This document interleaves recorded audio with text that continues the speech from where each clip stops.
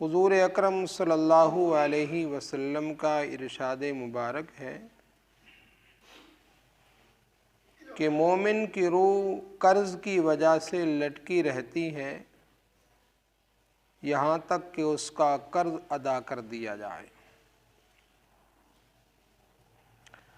مسلمان کی قرض کی اہمیت کا اندازہ آپ اس بات سے لگائیں گے، جب کوئی انسان دنیا سے رخصت ہوتا ہے اس کے مال میں سے پہلا نمبر تجہیز و تکفین کے خرچ کا ہے اور دوسرا نمبر قرض کی ادائیگی کا ہے کہ اس کے مال میں سے پورا قرض اس کا ادا کر دیا جائے۔ اگر قرض سے کوئی مال بچتا ہے، اس نے کوئی جائز وصیت کی ہے تو تہائی مال اس جائز وصیت پر پورا کیا جائے گا۔ اس کے بعد جو مال ہے وہ ورثاء کے درمیان تقسیم کر دیا جائے گا۔ شرعی طور پر یہ مسئلہ بھی سمجھ لیں، اگر کسی آدمی نے اتنا قرض چھوڑا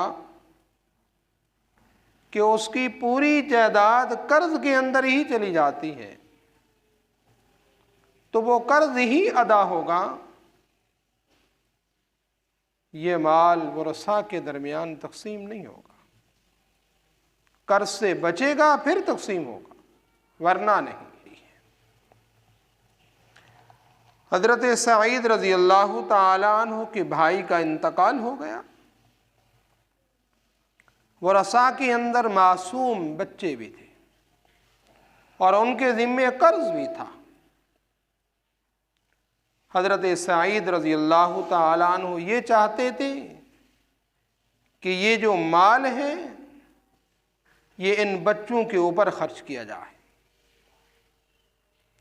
اور حضور اکرم صلی اللہ علیہ وسلم نے فرمایا نہیں، پہلے نمبر پر تم یہ مال قرض خواہوں کو دو، پہلے نمبر پر قرض کی ادائیگی ہے۔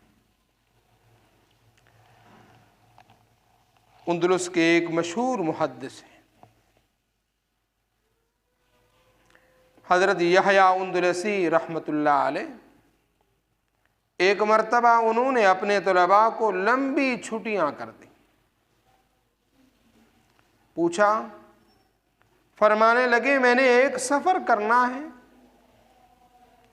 افریقہ کے کنارے کے اوپر ایک شہر ہے، وہاں ایک دکاندار ہے، اس کا میں نے 1 درہم دینا ہے، اس درہم کی ادائیگی کے لیے میں نے سفر کرنا ہے، اس لیے میں نے لمبی چھٹیاں کر دی ہیں۔ طلباء نے کہا، اتنا لمبا سفر، خطرناک سفر آپ 1 درہم کے لیے کر رہے ہیں؟ فرمایا میرے پاس ایک حدیث پہنچی ہے، وہ حدیث سند کے ساتھ بھی بیان کی۔ فرمایا 6 لاکھ نفلی صدقہ کرنا کا اتنا ثواب نہیں ہے جتنا 1 درہم حق والے کو ادا کرنے کا ہے، اس لیے میں اتنا خطرناک سفر کر رہا ہوں۔ شہادت بہت بڑا مقام ہے، لیکن شہادت سے بھی قرض معاف نہیں ہوتا۔ حضرت محمد بن عبداللہ بن جحش رضی اللہ تعالی عنہ بیان کرتے ہیں کہ ایک مرتبہ ہم لوگ مسجد سے باہر ایک میدان کے اندر بیٹھے تھے جہاں جنازے لائے جاتے تھے، اور حضور اکرم صلی اللہ علیہ وسلم بھی وہاں تشریف فرما تھے۔